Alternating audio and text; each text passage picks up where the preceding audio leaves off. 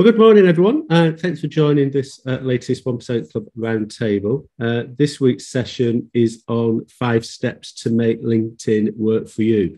And fundamentally, what we want to talk about today are things that will work for you, whether you are a consultant looking to win business, a freelance consultant looking to win your next project, or someone who's employed and looking to find your next role.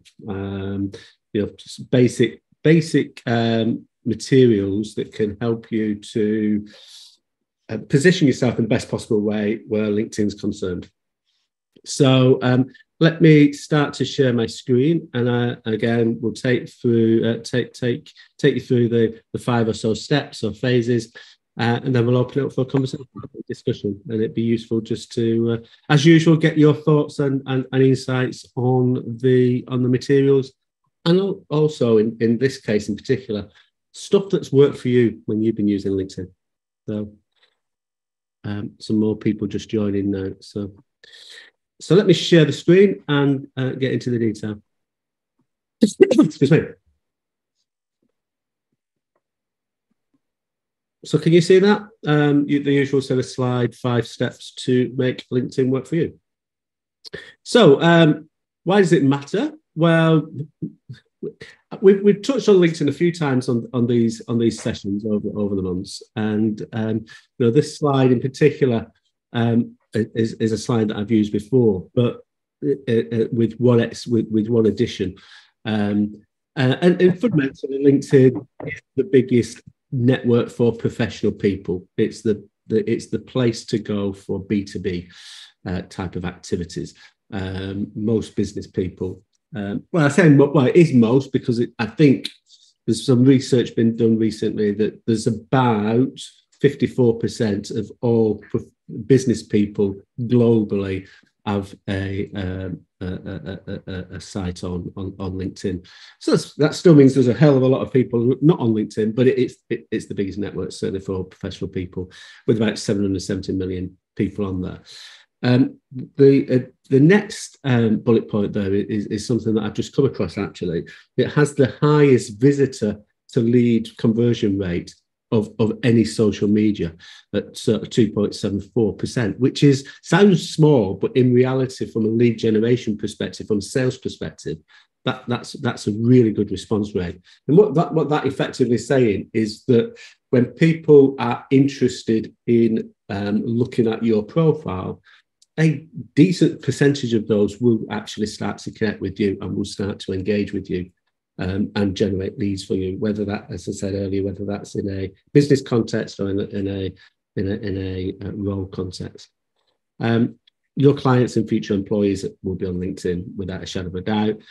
And a key message on anything that you do on LinkedIn is to remember this: people buy from people, but they buy from people they know, like, and trust. What LinkedIn provides you is the ability for people to get to know you, and through the content that you share, for them to get to like you and to start to build that trust up. But at least in the early stage, the trust is all about getting to a stage where they trust, that they have sufficient trust in you to make that initial sort of contact, so that you can move away from the online discussions to more of a face-to-face discussion. So there's 5 areas. This one we've covered off previously, and I will share in the notes a link to a session that we've run previously that goes into this profile, dressing up your profile in a lot more detail.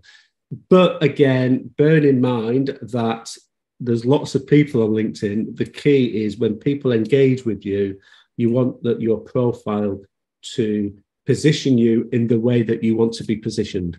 So that's being professional, it's being focused upon specific areas that you can help them with, and be value driven, in my experience. And to be professional, use your LinkedIn cover image. A lot of people don't use this, but it's a way of getting a key message across. If you don't put anything in, LinkedIn just provides you with a sort of standard bluey grey colour thing. Doesn't look that inviting. Great opportunity to put some key messages in there and get people's attention. Use Canva, canva.com, canva.com. There's a tool out there it's free, and they've got lots of templates that you can just go in, adapt, and drop into your LinkedIn cover image. The second one is that professional head and shoulders image. I always think keep your background really simple. Look into the camera, smile, because people are attracted to people that smile. It's the psychological element of the way that we interact with people. If you've got a smile, you're welcoming. If you're frowning, you're pushing people away. We want to welcome people into our profile. Get a targeted headline. So a lot of people, the default will be a headline that is program manager at ABC company, if that's how you set up your first role.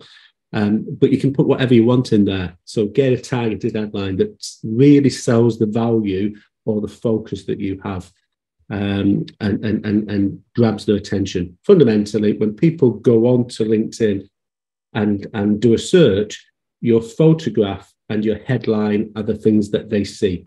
So those are the two things that you have to focus on, because ultimately, if your photograph's not inviting and your headline's not inviting, they won't click through and they won't see the rest. So put a lot of effort into your photograph and your headline. You can use targeted interest. So again, I use mine around transformation, change management, program management, etc. These are relatively new in LinkedIn, and they're starting to become much more relevant, and in some cases on searches do come up. But so it's definitely worth using them if you get access to them. And then the sort of the final aspect there around sort of your about you section. All too often that becomes a little bit, what's the word, woolly. It's generic. Remember, if you are using LinkedIn as a lead generation tool or a way of attracting new employers or recruiters who can provide access to new employers to you, the key here in this about you, it's your ability to grab hold of them and get them interested in to engage with you. So talk about the value that you've been able to deliver, what you enjoy doing, who you enjoy working with, and the challenges and issues that you've helped to overcome. Not in a CV style way, but very, very much generically around the value that you can deliver and why you are different to other people out there. And the final bit, ask people to endorse you and recommend you. We'll go on to that in the fifth element a little bit more. So number one, make sure that you've got your profile reflecting who you are and what you want, how you want to be positioned to prospective clients and prospective employers. Number two, LinkedIn gives you a great opportunity to be proactive. And whether you are looking for a new client or looking for a new role or for a new employer, the more you can research, the better it will be. So that's researching for new clients. You can research for leads. But if you are looking for a new opportunity or for a new employer, then there's rich data available on LinkedIn, because every profile will provide you with an insight into that person. So if you are going to an interview, find out or a meeting or a client meeting, find out who you're meeting or who's on the interview panel, find out about them, do research about them, look at not only what their profile says, but look at what they've commented upon and what posts they've put out there, because there's usually clues into what they're interested in. And if you can then start to spot what they're interested in, and you've got common interest or common contacts or common background, that helps you to build that rapport with the person. And going back to people, like to work with people they know, like, and trust, the more you can demonstrate that you are like them, the more they will like you and the more will start to trust you. So the more you can do the research, understand who you're meeting, and start to build that rapport, you go into any meeting feeling fully prepared, and not just winging it.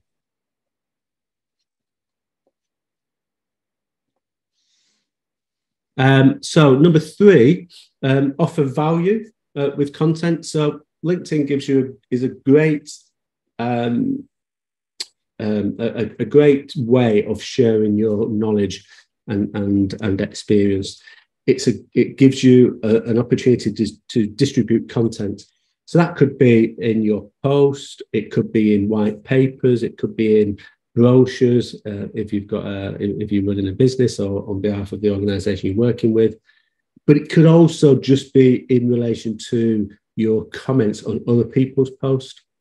And I think it's a great opportunity for you to share opinions, not necessarily political opinions or anything like that, but opinions upon the stuff that you want to become known for.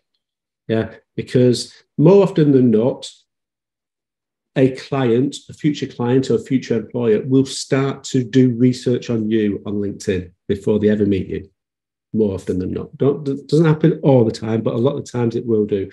And the more that your content, whether that is post or whether that is comments upon post, add to the aura of you and position you in the way that you want to be positioned, the better, because it will demonstrate to potential employers or potential clients that you are consistent, that you have a point of view, that you are value driven, etc., etc. And it just adds that aura that you, in terms of the way that you position yourself and the way that you are positioned with prospective clients and prospective employers. Number 4.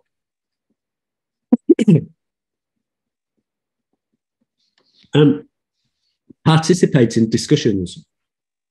There's lots of groups out there, and there's lots of people that say that the groups in LinkedIn are not that effective, and I think it's fair to say that that's probably true.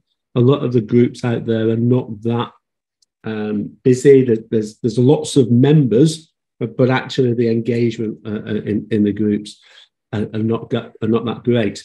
However, what it does do, if you are in some relevant groups and you see some posts that you've got a point of view on, or you feel that you can add value to, what it does do by commenting upon that is immediately you'll get that message shared across the profiles of the other members.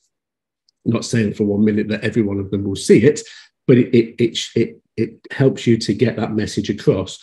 But again, it comes onto your profile. So whenever clients or prospective employers are looking to get engaged with you, then they'll be able to very, very quickly be able to see the posts that you've or the comments and the discussions that you've put onto any sorry, my daughter's calling here, and I just needed just to close it out. Apologies. She's at university. She doesn't usually call, so apologies for that. So very much get involved in those discussions and start to search for areas of interest by using the hashtag option. So lots of people now in their post are attaching a hashtag, and you can search on hashtags. So if you're interested in change management, search on that hashtag and then start to comment and enter the discussion on other people's posts. It helps you to demonstrate your knowledge and experience by helping other people overcome their challenges and their issues. So again, you're demonstrating value in any employer or any future client will be able to see that you are demonstrating that experience in a natural way. And finally, I mentioned this earlier, get recommended. The power of third-party endorsements cannot be underestimated, especially on LinkedIn when there are these, LinkedIn works on this 6 degree of separation principle. And actually with LinkedIn and other social media, we're probably only, I think the latest analysis said we're about 4.5 steps away from anybody else in the world. So if you are recommended or you've got endorsements by other people, their connections will see those endorsements and those recommendations as well. So you start to expand your network and that network of influence. And the way to do it in really simple terms is sort of think that givers gain approach. The more that you offer up recommendations and endorsements, that sort of power of reciprocity kicks in, and it's likely to result in endorsements and recommendations back. So if you've worked with people in the past, or you've worked your sponsor in the past has been really good in a particular way, go and put a recommendation on their profile about how they've interacted with you and why you felt that they were a really great sponsor or a really great boss or a really great team member. The more that you put it out there, the likelihood is you'll get it back. And you can pick and choose the ones that you publicize on your profile. Just so don't be concerned that you're putting stuff out there and people are coming back with wishy-washy recommendations. You can choose whether you want to publicize them or not. But certainly the ones that are really adding value to your proposition, make sure that they're visible, and also highlight those great recommendations in your about section. So again, that about section becomes that sort of sales message. So those are the 5 areas.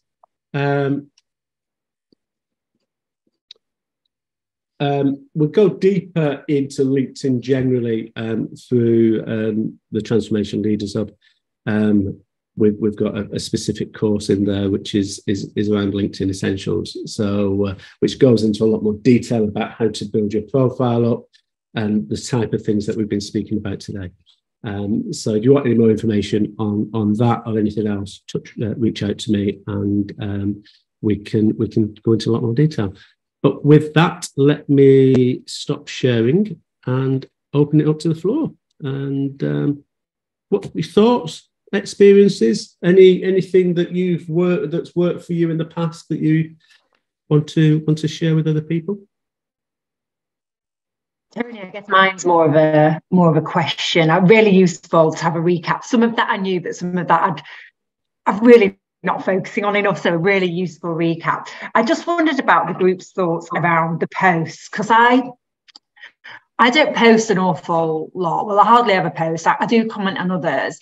And sometimes I wonder, is it more damaging if you're posting something about your subject matter expertise that people don't engage with or don't comment? Is it better not to do it at all? I'm not saying that would necessarily happen. I don't know. It depends what you're posting. But my worry is, what if you post something that people don't really engage with? Does that make you look, is that worse than not posting anything at all? I just welcome thoughts from other people. And maybe it's just more of a confidence thing and getting used to it. But it's something that crosses my mind. I've got my point of view, but if someone else wants to give their point of view first. Yeah, I can comment on that if that's okay, Tony. Yeah. So yeah, I'm Jide. I hear what you say, absolutely, Sonia, because it can be a bit. One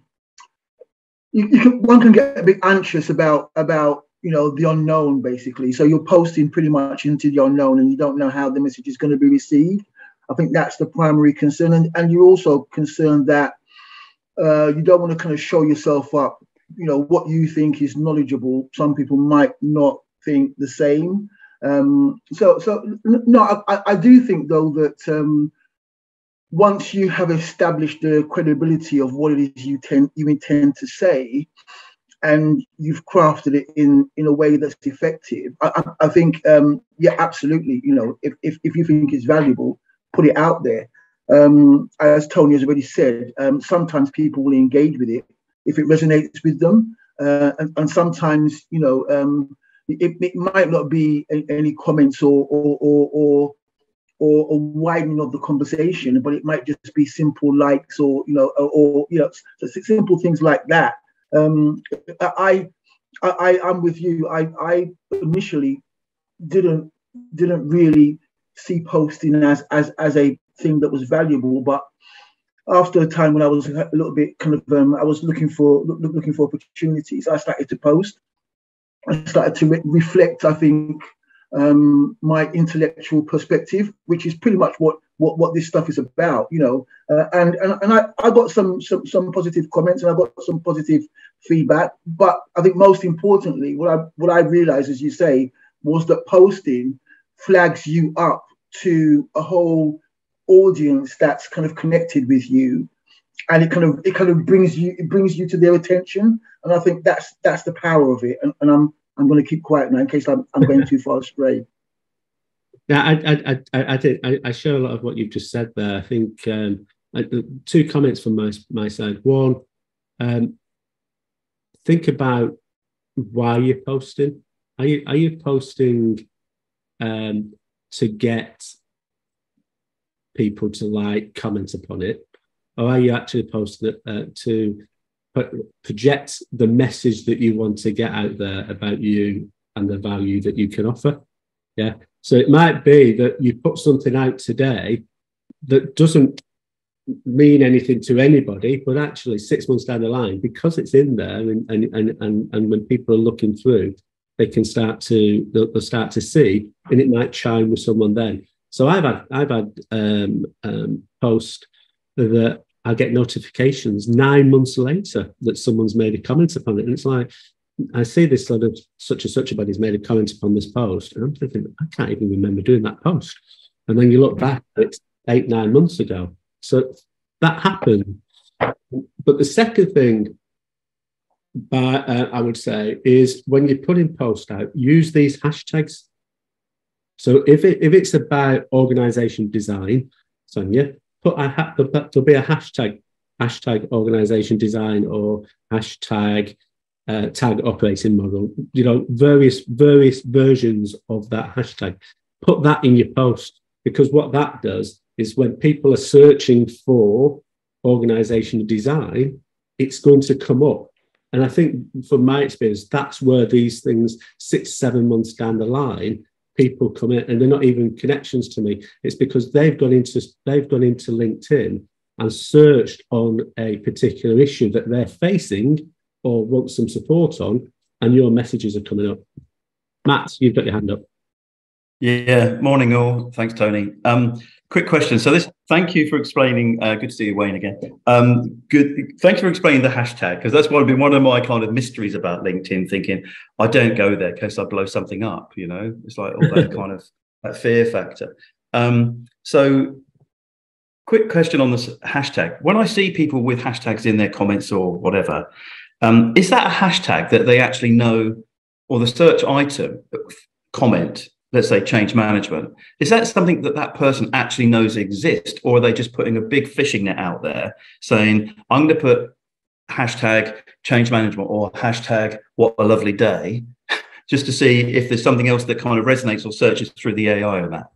Yeah, I think you can put whatever you want behind a hashtag, absolutely. But you can, if you go into LinkedIn, you can do a search on that hashtag, and it'll come, and LinkedIn will tell you how many posts have used that hashtag over a 90-day period. So where do you do that search? Just in the search button at the top. Okay. At the top, there's a search button, and you just put hashtag whatever it is, and it starts to come up. Okay, great. I mean, that's a top tip. I never knew about that. No, and lots of people don't. There's a massive amount of data available within LinkedIn on that sort of stuff. So have a look at it. The key is to make the hashtag relevant to the message that you're trying to get across. Absolutely. Yeah. But it could be that, take your change management piece. It could be hashtag change management has got. Sorry, before I say what I was going to say, when you do that search, it tells you how many followers are following that hashtag as well. It's because you can follow a hashtag. So it could be that hashtag change management has got 1,000 followers. Hashtag change might be having 100,000 followers. So what I would probably do in that situation is put do my post and put hashtag changed and hashtag change management, because you can have as many as you want. I've seen that. Yeah, I typically say don't go much beyond sort of 4 or 5. Because otherwise, then it just looks like you're fishing and you're trying to get people into that's really helpful. And Sonia, going back to your point, I'm a post virgin, so I'm one of those looking at the outside, looking at people that post, and sometimes I have my head in my hand thinking, why on earth did you post that? This is a businessy kind of site. I don't want to know about that. And there's this overlap that seems to be like becoming a Facebook, and that's the reason that I'm not on Facebook, because I don't have the time or interest in telling people what I had for tea last night. And I think that kind of interest is starting to go full circle and coming back to, one day we will bin all of these when our internet connection goes down by the Russians or the Chinese maybe, and go back to the basic old phones, which I know some people are doing now, just to get rid of their anxiety about looking at their phone all the time. And you only have to walk up any street or in any bus or train to see how that's taken over our lives. But I think my answer to you, Sonia, would be I'll start posting when I want to attract interest to what I can offer and what my value is, whether that's looking for a new role or looking for a new contract. And at the moment, I like being off the radar, if that makes sense. So therefore, I'm not posting, and I haven't posted. But the time that I'm ready to say that's what I'm after next, that's the time that I would want to get busy. So hence, I love your point one, Tony, about point two about the researching part. That's a fascinating wealth of information, of intel that you can pick up there, so that you can do kind of, rather than just a big fishing net approach to whatever, you can really zone in on, lovely comment you made a month ago, totally agree, to your targeted audience. And I'm not going to do that. Hence, I've got some people that moan at me saying, you never post, you've got to start posting. And I'm thinking, I don't want to post to go down that path when actually I really want to go down that path. And that's the problem, is that we're probably all known from different parts of our career for different sections of what we can do and what we can offer. And therefore so rather than just do something, I'm doing nothing until I get specific. I think the challenge back to you there, Matt, though, will be you've all got mates. We've all got mates, haven't we? Where excuse you, Luke. Pardon you, Luke, should I say? We've all got mates that just turn up when they want something. And look, kiss on camera. Look at that. I saw that kiss on camera. That's mad. And how do we feel about people that just turn up when they want something? Yeah. The key to LinkedIn is being consistent. And that doesn't mean that you've got to be on there every day. Yeah, but if you're going to do something once a week or once a fortnight or once a month, do put something out on a consistent basis. The people that go out and do nothing and then suddenly do loads and then do nothing, two things happens. One, LinkedIn algorithm sees that and it's like, oh, you're just fishing for stuff now, so we're not going to do anything. Consistency helps on the algorithm. But actually, that message comes across also in relation to, the way that people feel. It's like, Matt's looking for something now. Is all over LinkedIn. It can send the wrong message. So great point. Do something consistent. Yeah, and doesn't have to be post. It could just be going out and putting comments upon something on a weekly basis. But make sure that you're consistent is a key message, I think. Yeah, that's a good shout. Good shout. Tony, I think that should be your sixth step. What's that? I think that's a really good point. I think that should be your sixth step on your slide to LinkedIn. Oh, well, to be consistent. Yeah. Thanks, Andrew. I mean, is anyone on here that's consistent and can share what they get out of that consistency? Lou's nodding. Go, Lou. So I'm fortunate. I actually have a social media consultant as part of my business. So actually he is consistently posting, right? But he's a grad. We pay him next to nothing. In fact, he's fully funded on a grant, okay, through some creative grant writing. So if you've got your own business, then you can get these people and you can pay them quite a low amount of money and you just invoice them as a third party and you can get grants for it. That's what we've done. So that's the first thing. Second thing is there is some real stats around LinkedIn. And again, this is what my specialist is telling me about when you post. So Tony, tell me any of this is wrong. So Saturday morning has got the most traction. So anywhere between 10 and 11:30, if you post at that time of the day, you will get more traction, more reads, more cut through, more call to action. So a lot of our posts go out on Saturday morning. So on that sort of thing. So there is things of peaks and troughs of people reading. The evenings, people on the trains on the way home, again, gets quite good social reading. So in that sort of stuff. So it's just thinking about the time you're posting and it being relevant. The other thing is the diatribe. It's really short, snappy, use the hashtags. It's literally graphics, videos get a lot more traction than just a piece of paper in terms of the writing. So there's loads of stuff that you can do. And if you do some research, but I say if your business can sustain it, we've had a lot of success. Or even if like you're an individual, we've had a lot of success in getting somebody funded and actually getting traction on LinkedIn and engagement. And then obviously if you've got LinkedIn as a business account, you can also see the traction, you can see all the contacts, you've got access to, what's the thing called? LinkedIn, I can't remember what it's called. It's got something in where you can see all the stats and you can use it as a contact database and essentially then use it as a call to action market gen. Tony, what's that called? I can't remember. Is that Sales Navigator? Thank you. Yes, it is. Yes. So you can then use Navigator. And so LinkedIn is a hugely powerful tool if you know what the hell you're doing. I don't, which is why we have somebody. So it's the other that's one. my little 2 pence. That's exactly where I'm at and thinking. I believe in specialists to do specialist things. Okay, so it's like that's I suppose as this monolithic thing has just grown and grown and grown, it gets to a point to say, when shall I get on that ladder of getting involved, or shall I defer and work with someone who actually knows what they want or knows how to do this and can communicate with me, just like when I've had my business and I've got different people I speak to about different requirements. I just see that as a continuum rather than me trying to do that role badly. I think it's like anything. Start with the end in mind.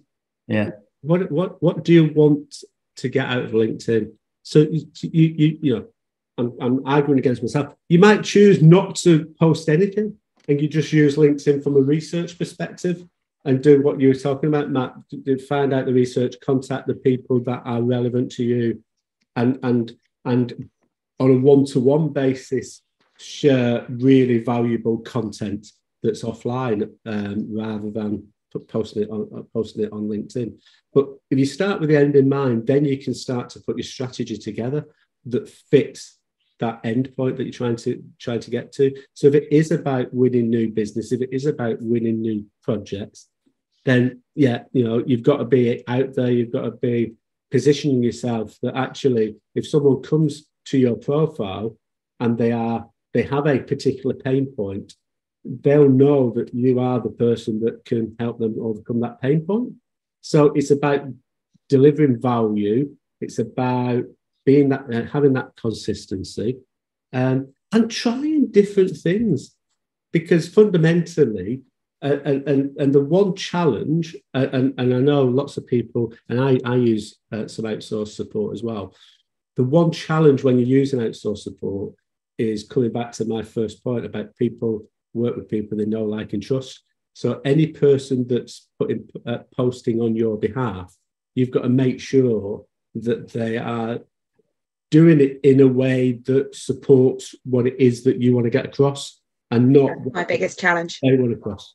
Yeah. So because fundamentally, people will look for people that are like themselves and using the same language that they use. So by having that third party person do it, it takes away a little bit of that ability for you to adapt your language to meet a specific need or specific target within LinkedIn. Wayne, you've got a hand up. Morning all. Just a couple of points, and you just mentioned one of them. One about profile, and I get a little bit skeptical in terms of the profile, because it's like CVs. It's a Marmite thing. Everybody's got an opinion about how a CV should look and how a profile should look, and you do it one way and it's good for one set of people. You do it another way, it's good for somebody else. So, but there were a couple of good points on there, Tony. I mean, I picked up the one about the cover image, you know, and that's something I know I should do. The other one you just mentioned was about the posting on other people's behalf. Now, I've had a couple of organisations that have done that I've had an association with that have done that for me. The first one I stopped because they were inappropriate as far as I was concerned. I've got one that is running at the moment, but I'm still uncomfortable about it. It does post relevant items and subjects of interest to me and are linked in around my type of business. But I'm still not sure that I should do that. I'm not sure I should allow that, you know, because it isn't natural coming from me. And I get then comments back from people saying good post and that. And I have to go back and read the bloody thing because I haven't actually seen it, you know. So it's just an observation and a comment, really. I think it's horses for courses, really. It's try different things. You know, ultimately, it's like anything in life. You know, you'll never be 100% right 100% of the time. So, but don't be afraid of trying stuff. And if it works, great. If you get lots of great feedback, brilliant. Carry on doing it. If it doesn't, or it doesn't feel right, or as you say, you're getting comments, but you've got to look back. Well, try different things. Yeah. There's lots of tools out there that you can. If you allocate a couple of hours a month, to do your research, you can then schedule in post. Use a tool to schedule in a post. So you spend a couple of hours once a month just finding out. You know, if you're going to put a post a week out, you need to find 4 posts or 4 or 5 posts. Do it once a month. You can just schedule it, and it just drops it in at a set time on a set day. That's got some great benefits because you can sort of segment your time to do that research and put the post out. The downside of that is that you never know what's going to happen. So, you know, if you think about it a few weeks ago, if you put your post out and you did something on the day that the Queen died that was completely inappropriate, you need to be always conscious that you need to know what's coming just in case things happen in the world that actually makes that post completely inappropriate to put out there. And the second part of that is posts that work really, really well, in my experience, tend to be posts that are very topical. So if something's happened and you've got a point of view that supports how you want to position yourself, put a post out there about your view on that topical issue linked to your experience and your background. That tends to get a lot of responses. And then there was something else that came into mind then, actually. Yeah, it was just going back to this the know, like, and trust bit. If you just put yourself out there in terms of being natural, being your natural self, because ultimately, if you're projecting yourself in a way that is not natural, and this comes back to that having a third party do it.